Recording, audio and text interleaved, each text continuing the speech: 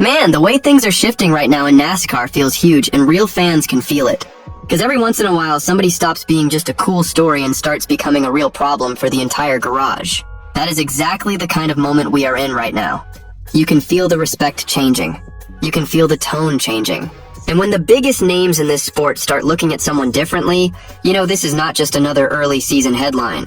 This matters because in this format, in this era, and with how hard it is to survive week after week in the Cup Series, you do not get taken seriously unless you are proving something way bigger than people expected. And right now, that is exactly what is happening. So before we get into it, go ahead and hit like, subscribe to NASCAR Nation Report, and be part of this from the beginning. This channel is brand new, and we are trying to reach 10,000 subscribers with real NASCAR fans who actually live this sport every single week. What makes this story so wild is that Shane Van Gisbergen is not supposed to be this far along this fast, and now the whole garage knows it. 2 years ago, most people in NASCAR looked at SVG like a specialist. He was the guy from New Zealand, the 3-time Australian Supercars champion, the driver with 80 wins and 3 Bathurst 1000 victories, who came over, shocked everybody, won the 2023 Chicago Street Course with Trackhouse Racing in a one-off start, and instantly became one of the craziest stories the Cup Series had seen in years.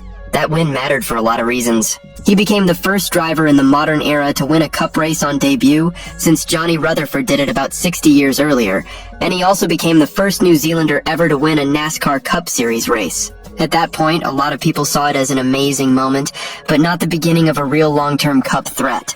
Then came 2024, and that year kind of reinforced the stereotype at first. SVG ran the Xfinity Series full-time with Cowlick Racing, won 3 races, and all 3 of those wins came on road courses. He also made a few Cup starts on ovals, and his best Cup oval finish that season was only 26th, so the talent was obvious, but the oval learning curve was still brutal.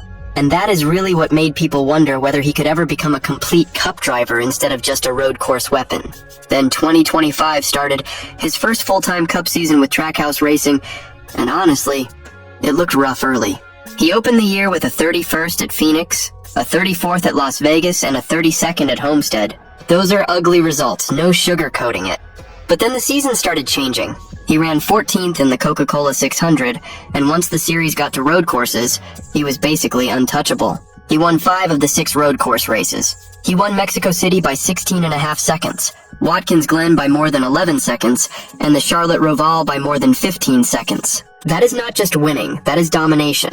He became the fastest driver to reach 5 Cup wins since Dan Gurney in 1968, and he won Rookie of the Year.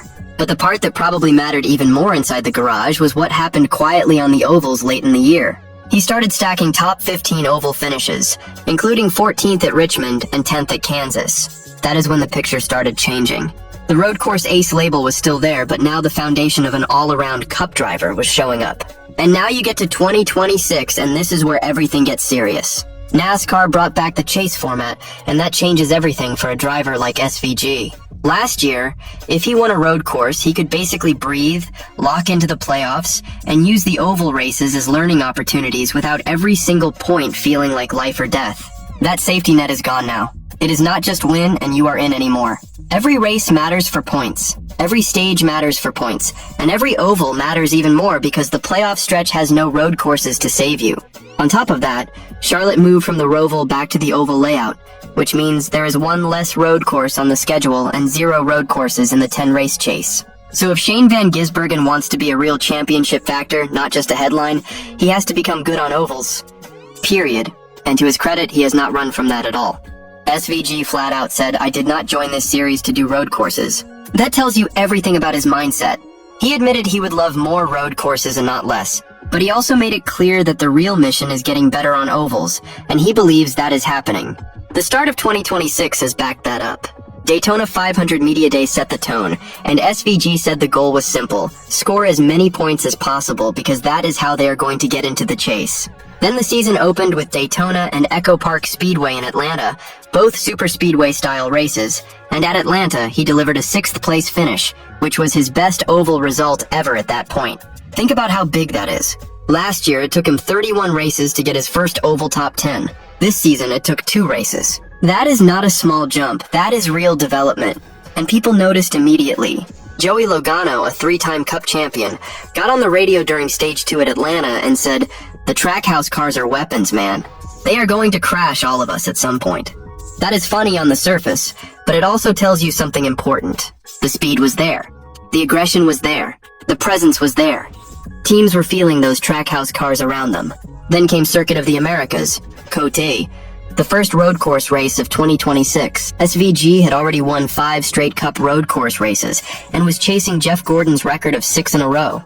He won the Xfinity race on Saturday, then started 13th in the Cup race on Sunday, moved up to 6th by lap 7, and chased down Tyler Reddick. He did not get the win, finished second about 4 seconds back, and the streak ended there. But even without winning, that was still a massive points day. He scored 48 points and jumped 11 spots in the standings all the way to 5th overall. That right there is why this season feels different. Even on a day where he did not win his best type of race, he still maximized it in a way that matters in the chase format. After that came Phoenix, the first real 1-mile oval test of the year, and this race was a big checkpoint. SVG spun twice off turn 4 and caused 2 cautions, which obviously is not what you want, but this is where his growth showed. He did not fold. He recovered and finished 11th, and he had 118 green flag passes, which was the 7th best number in the entire Cup field. That is not luck.